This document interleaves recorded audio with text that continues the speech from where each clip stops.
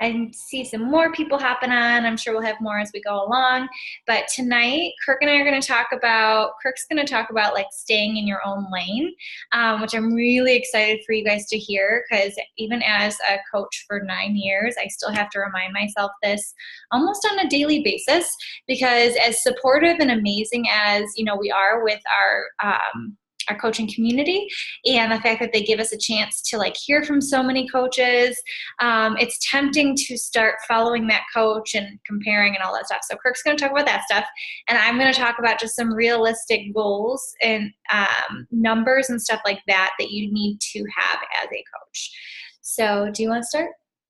Sure, I'll start. So I was listening to this podcast. Can I plug that, or is that bad? You can plug it. It's called Your Virtual Upline. Isn't that what it's called? Yeah. So it's called Your Virtual Upline, and it's what's the guy's name? Do you know? Bob Heilig. Yeah, Bob Heilig. So it's pretty good. But anyway, the last one I listened to, it was called Stay in Your Own Lane, which he kind of refers to that as and I just started following Kirk. Sorry, I just got the notification on my phone and threw me off. So anyway,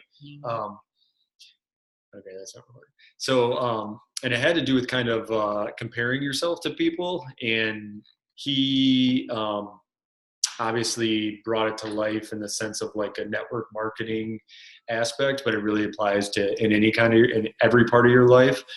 And I was talking to Megan about this earlier, and the best thing that you guys can do when you're on social media and everything is to share your specific journey.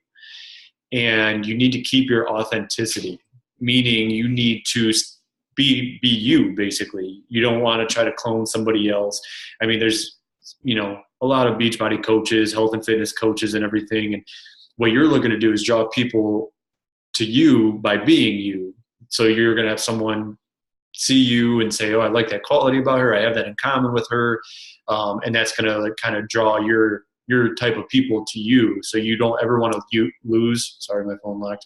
You don't ever want to lose your authenticity. You want to be yourself. Hold on.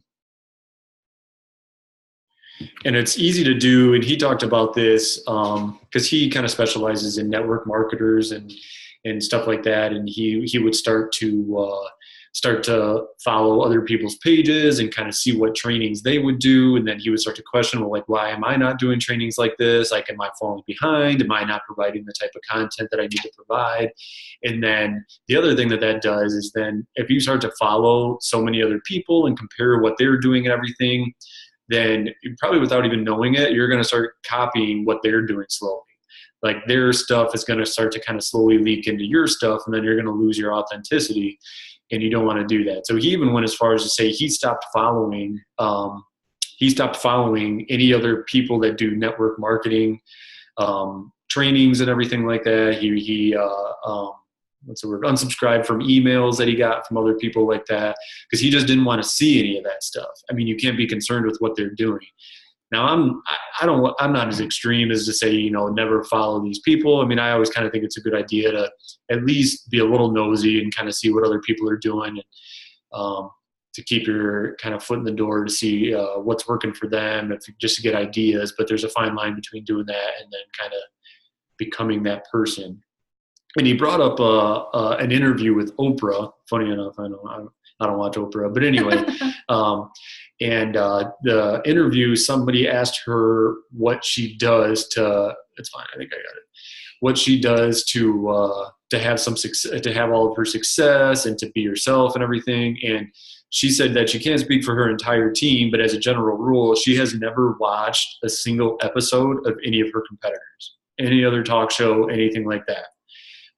And that just kind of proves to the point of, being authentic, being true to who you are, trusting yourself, trusting what you're doing, and everything should be good. And this is just a little parting thing, but he said the best compliment he ever got was that someone said, "You're not like anyone else that does this." So they obviously, still know he does that, but he's not like anybody else. He's not. You don't want to get cookie cutter, because then what value do you provide to certain people? You need to bring something to the table that shows who you are. Yeah, and I think like when we talk about this topic, you guys, it's such a fine line because like Kirk said, it is important to kind of see what like the top coaches are doing. But I always get weary when I hear coaches, you know, if we're out and about and, you know, hanging out together and they're like, did you see this coach had this happening in their life? And then this coach had this happening in their life. And I'm like, when do you have time to work your business? Because you're following all of these coaches on social media, right? Well, that's the other thing, not to mention it sucks up your time you could be using with your family or running your business or this and that if you're just kind of scrolling newsfeed to see what everybody else is doing. Exactly. You know, like maybe in our head we think like, oh, I'm working, you know, because I'm in my office or I'm at that spot, like, working. But if you catch yourself spending too much time focusing on other coaches, you need to get up and take a walk around, because like you said, it's like the comparison trap, and you think like, well, if they're getting that many likes and comments, like I must suck, I must not be able to do this. Well, not only that, but he talked about when you're looking at people's social media, you're kind of seeing their highlight reel. Mm-hmm. You're seeing all the great stuff, and then you're going to start comparing that to your lower moments or your lower stuff, and then that's not a fair comparison either. Yeah, and even with that, you guys, like you said, it's going to make you feel like you're failing, even if you are doing amazing. And each and every one of us, good, bad, like I see Kaylee on, and she had an amazing post, like so raw and real and vulnerable. And I like wanted to like give you like a high five through the computer as well. I'll give you a thumbs up. As well as Jean, you know, putting up her, I don't think Jean's on right now, but, you know, putting up fitness videos. And I know that's not comfortable, you guys. I'm not comfortable with it. Yeah. Like I have Megan's filming, I'm always kind of like, are you filming? I need to know. Yeah. Like, yeah, it's not comfortable to do that kind of stuff. But if you think about it, you guys, everything that we've all been through, the good, the bad, the ugly, that's building you up to connect with someone on a deeper level. You know, like the things that you look at as maybe like your flaws, when you share that, you're helping someone else who's gone through that. That's going to make you so much more relatable. Mm-hmm, because people want real. Yeah, nobody's going to attract, you know, people with 6-packs and 5% body fat so and everything. Yeah, we prove it. But like, you're not going to attract those type of people. So, you know, we're just everyday people. Even me and her are not like we're super fit. We had ice cream last night. Mm-hmm, it's not and like I enjoyed all of it. You know, and so if us quote unquote normal people are like showing ourselves working out and stuff, then that's going to be even more attractive to those other people that are following you. Well, if you even think about it, and I don't even want to name drop her because all of you guys are going to go onto her page, but, you know, there's someone in the top 10 that bumped up, I don't know, like 2 years ago, maybe in the top 10, because of a very real vulnerable post, you guys, where she showed one picture of her, like, posing, like, flexing. Yeah, and then the other one bent over with, like, her rolls, because we all have rolls, you know, and that post not only connected with, like, social media, but it got her on like, you know, all these fitness magazine type blogs because she was being real, you guys. So check yourself, look at your posts and say, you know, it's tempting when we see other people do certain challenge group posts or coaching posts, and you're like, man, that's a good one. I really want to encourage you guys to say, okay, what about this do I like? What's like drawn me in? Don't duplicate it. And you guys always hear me say, like, get some ideas from it and turn it into your own, because you don't want people to come onto your page and be like, oh, wait, I just saw that post on Meg's page. Like, because that is the icky, salesy MLM stuff that we don't want, right? Okay, so enough on that topic. Mm-hmm. Yeah, stay in your own lane, you guys. Check yourself before you wreck yourself. Okay. So that didn't come from me. That came from me. That was a megasm. Okay, so now we're going to talk about some realistic stuff, okay? And some of these you guys are going to know, but other ones you might like kind of like want to smack me for, because you're like, oh, that hits hard. And I've had to come to, you know, terms with it as well. So the first one, you guys, is that, you know, whether you're a brand new coach or you're a coach that's restarting your business, you have to remember that you're going to get record low likes and comments on your stuff.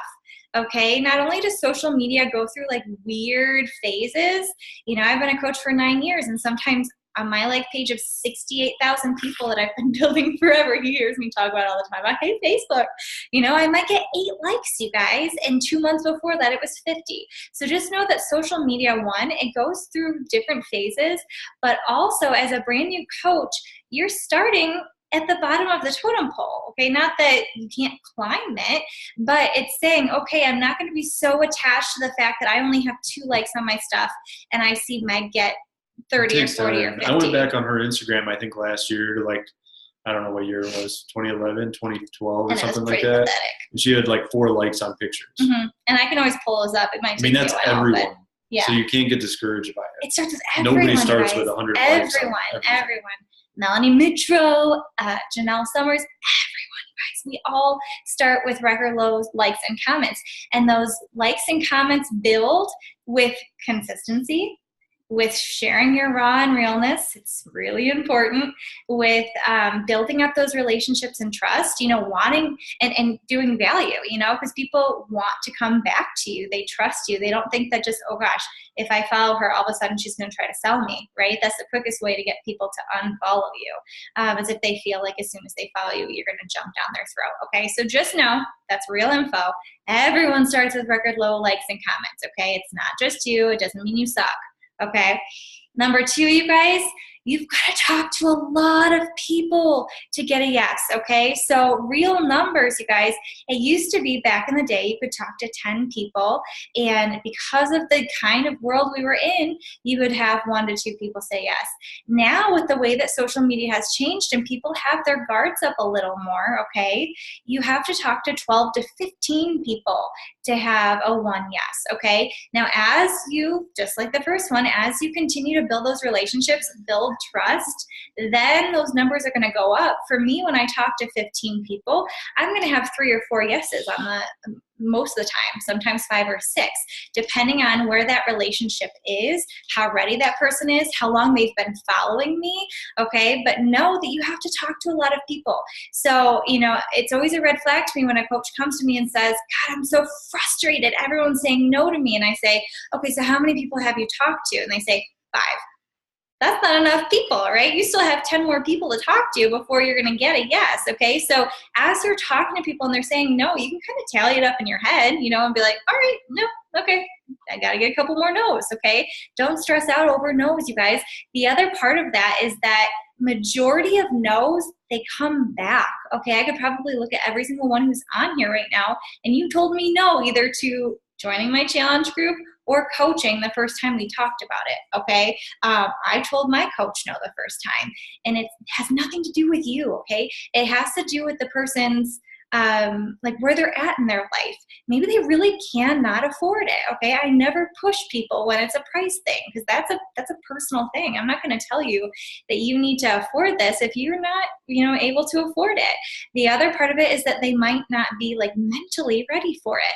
But as they continue to follow you and you stay consistent and crush your results, when they're ready, they're going to think of Angela. They're going to think of Katie. They're going to think of Anna, okay? Because they saw you and they remember, oh yeah, we did talk about that, okay? The other thing, you guys, on that part is that, and you guys have watched some, oh my God, listen to some of Bob Heilig's stuff. He's amazing. It's just Bob, then HELIG, and it's your virtual upline. Super amazing podcast. They're pretty short and sweet. I have him listening to them. Don't listen to all of them because he's going to talk about some of the stuff. But I'm sorry. But you guys, I make it a point once a week to go back to those people who have said no to me over the last couple of months and just go and like and comment on their stuff. Okay, I don't have to message them and follow up and be like, hey, are you ready yet? Because that's salesy and icky. Yeah, you just need to be respectful when they say no. To be a professional conversation maker, you guys. Go on there and truly care about the person and look at their posts and say, oh my God, they just got a puppy. They got a puppy. Be a person. Forget about Beachbody and be like, oh my God, I just saw you had a puppy. What kind of puppy is that? I love puppies, or, oh my God, I just saw you had your baby. Congratulations. How are you feeling? Because that's going to hit them deep and realize, oh my God, she's not just trying to sell me, right? And so when they are ready in that journey, you're going to be the first person they think of. Okay. The next one, you guys, is that it's normal to feel overwhelmed. Okay. It's so normal to feel overwhelmed. I still feel overwhelmed years into the business. But here's the thing that keeps me sane, you guys. I can control what I have control over, okay? So you have control over your own journey, okay? You have control over your own journey every single day. Whether you push play, whether you drink your Shakeology or the performance line, whether you stick to the containers or do To Be Mindset and share about it on social media. You have control over whether or not you do your personal development. For some reason, that's the one that majority of us miss, and that's the one we need the most, okay? You have control over whether you're inviting people, and you have control over whether you're recognizing yourself or recognizing your clients. And, the inviting and the recognizing go hand in hand. But here's the thing, you guys, that's the only stuff that we have control over, right? So control those things. The rest, like how many different trainings there are to watch every single day or week, whether people say yes or no, all the different launches that are going on, like all that stuff, you guys, you're never going to know everything. Okay, so just focus on what you have control over and do the best that you can. I do a good rule of thumb, 1 to 2 trainings per week. Some days, or some weeks, I guess, I don't even get to the National Wake Up Call on Monday until like Friday or Saturday. And I mean, it's honest. I still have it on my to-do list, but some days it's not possible, you guys. So if you feel like you're like failing because you can't keep up with all the trainings, your action always trumps the trainings, okay? As long as you're getting your personal development in. Got it? Okay, so it's normal to feel overwhelmed. The next thing, you guys, is that, and this is a hard one, okay, because believe me, there have been moments where I have not felt good about my journey, okay? So if you're not crushing your own results, you guys, you're not going to grow your business. We are a health and fitness business.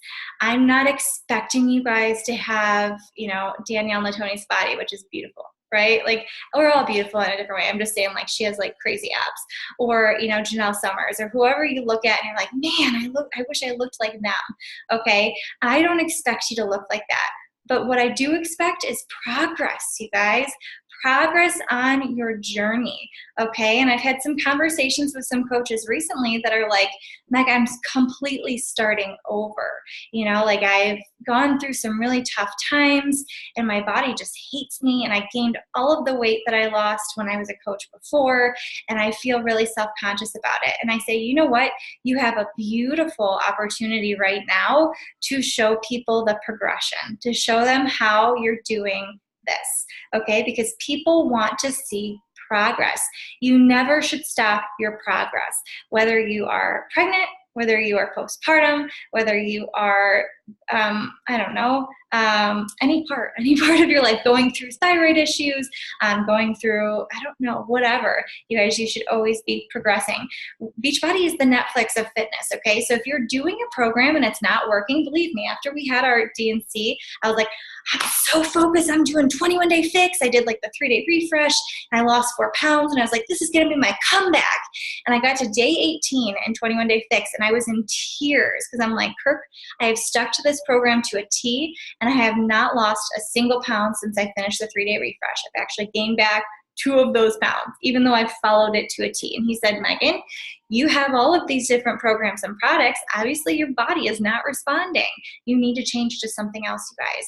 And people will respect that, okay? You don't have to say, like, every single program is so beautiful and amazing. For me, anything cardio-based, my body hates, okay? Be honest and share that with people. They need to hear that stuff. They need to know when things are not going, okay? But don't let that excuse, like, oh, my body's just not changing, stop you from trying other things and sharing that journey, because it is your job to get results. So you have To Be Mindset. If your programs are not working, if the workouts are just not working for you, stick to the nutrition and To Be Mindset. Learn your body, then put fitness back into the equation. Okay, or try a different type of fitness program. Okay, so you just got to make sure that you're not letting your excuses get in the way. I have a couple coaches who send their trackers to me, and I'm like, dude, if you're serious about getting results, you gotta change things up. You've gotta maybe cut this out or cut that out. And they're like, oh my God, I'm my own worst enemy. I didn't even realize that those are some of the things that I'm doing to self-sabotage myself in my results. Okay, so you gotta show progress, you guys. And that's when you gotta get real with yourself, okay?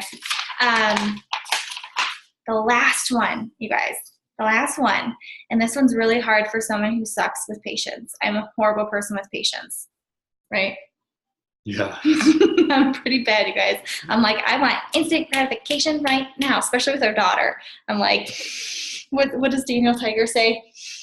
1, 2, 3, 4 before I roar or whatever. I have to keep reminding Tenley, and I just learned it yesterday.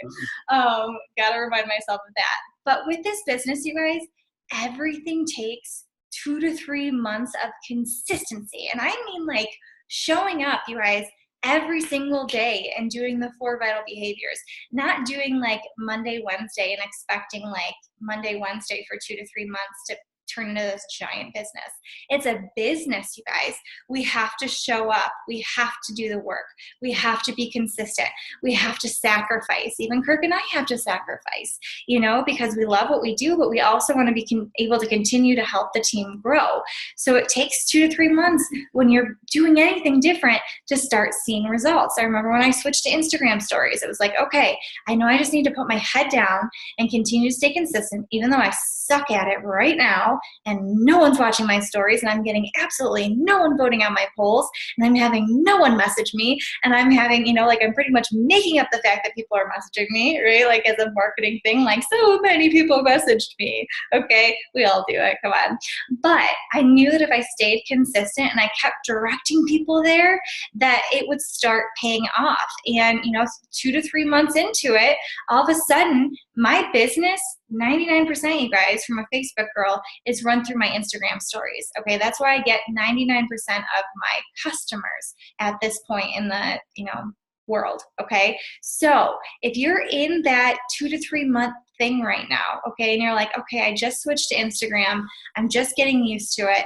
Stick with it, you guys, because what I see too many people do, okay, I want you to envision a hill, okay, and you're pushing this giant rock or boulder up the hill, okay, and that's our consistency, and we're doing the 4 vital behaviors every single day, okay, and you're pushing that boulder up, up, up, up, up, okay, and as you go up, it gets harder, and you're like, oh my gosh, I thought that it should be getting easier, but it seems to be getting harder, because as you're staying consistent, it starts wearing on you, right, because we're so used to instant gratification that it's like, wait a second, I feel like I should be getting some kind of benefits back, right, like I should be having some people. I see too many coaches get right up at the top, right before it gets easier, and they let go, and that boulder rolls all the way back down that hill, right? And they take a month off, they take 2 months off, they take 6 months off. And then what happens, you guys, is that you have to get that boulder and start pushing it back up that hill and going through all that hard stuff all over again, okay? So when you get to a tough, sticky spot in your business, you guys, imagine that. Imagine that boulder. Imagine pushing it up that hill and just saying, you know what? This is a tough day, but I just need to show up. I need to show up even when I don't feel like it. Today I did not want to work. I felt like crap from that ice cream last night. That's a good analogy too for just your journey in general and your weight loss journey. Yeah. I know I've done it. Like how many times I'm like, I want to lose 15 pounds and I get to like 10, 11, 12 loss. It gets tough. I get lazy. And all of a sudden I gain that 10, 11, 12 pound right back. And then you can't help but sit there and think, why didn't I just stick it out and stick with it? And I would have been there. Now I'm starting from square one again. Yep. And it's a terrible feeling. Yeah. And I think like also like we forget to find the joy, you guys. I think when we're so laser focused on goals, right? Where it's like, okay, I know it's gotta be business and I gotta hustle. And we forget to like find the fun stuff and like the joy and like, maybe turn some music on when you're working, okay? Or take a couple like dance breaks, when my watch stop. When my watch goes off, you guys, I gotta get up and get some steps. But like I get up and I turn some music on and I dance around because it's like, if you're just gonna sit there, Telly's moving. But if you're just gonna sit there and like answer messages, that's kind of boring, right? Like you're gonna lose your steam really fast. Have fun with it. Okay, have fun with it. I know Angela and Allison do power hours together. I know Katie and Allison do power hours together. Find a buddy, do some power hours together. Have fun with it, you guys. Don't lose the fun in this business because while it is a business, it's meant to be fun. Okay. All right, let's see. Okay, Anna said, okay, so I'm not in love with Lift 4. I see that it's really beneficial to my market, but I really don't love it. Do you suggest that I keep pushing it? Absolutely. Absolutely. So here's the thing. You don't have to lie, but just. Yeah. So like what's a Lift launch that came out? Shift Shop. Yeah, you didn't like Shift Shop. I hate Shift Shop. I hate Shift Shop, you guys. I'm not like really like into the agility stuff. And it's also like a lot of cardio type stuff. My body just not like it. But so many people out there that were following me benefited from that program. So I was honest and I said, hey, my body personally doesn't like this program, but I know that so many other people would. Okay. And I would just say, like, just look for the positives in it and focus on those, not what you don't like about it, but try to find a few things you do like about it and focus on those. Like the fact, you guys, I hope you're the fact that it's like 4 days a week. 4 days. Yeah. 4 days and 30 minutes, you guys. Yeah. During summertime, and you get 1 day off a week to like treat. And it's lifting and cardio. Yeah. Yeah. Like everything jam packed in. Oh my God. Yes, I know you are, Angela. I'm pushing the boulder too. Hi, Angela. I've been focusing on efficiency of it. Yes, exactly. Exactly. And we're talking about how good looking Joel is. Mm-hmm. Looks like me. Just kidding. And it's true, you guys. There's going to be things that come out where, I remember some coaches, 80-Day Obsession came out, and then we had 2B Mindset come out. And 80-Day Obsession was all timed nutrition and strict, and, like everything was just laid out for you. And then 2B Mindset, there's so much gray area, right? It gives you the percentages, but it allows you to have that freedom to figure out what works best for your body. And I remember quite a few coaches coming to me and being like, Meg, what is going on? What is going on with the company? Because like that is a complete opposite of 80-Day Obsession. I said, you don't have to love everything, but just try it. Just try it and see what happens. And one of those, she fell absolutely in love with 2B Mindset. She did well with Obsession, and then she did 2B Mindset, and she's crushing it. She's lost I think 15 pounds at this point, you guys. So it's like, Anna, I would just give it a chance, and say, so why am I being so resistant with this, just more tools in our toolbox for sure, you guys. That's just like Carl. I hope you guys all watch the National Wake Up Call. Carl talks about we have something for everyone. I was so nervous starting 2B after 80-day, and 2B is working. I know it is, Christine. I'm seeing you lose that weight. It's amazing. So guys, any questions before we hop off? And I think the most important things, you guys, just to remember: 1, be yourself. 2, stay in your lane. Don't compare yourself to other people, okay? When you compare yourself, check yourself. Remember realistic numbers. When you get to the point where you're like, I'm so frustrated, everyone's saying no to me, go back and count your numbers. Because usually when I say that, I'm like, oh, I haven't talked to nearly enough people to hit the goal that I want, right? No questions, guys? No questions? Okay. Well, I hope this was helpful, guys. Kirk and I are going to go finish The Bachelorette. I'm going to bed. I hope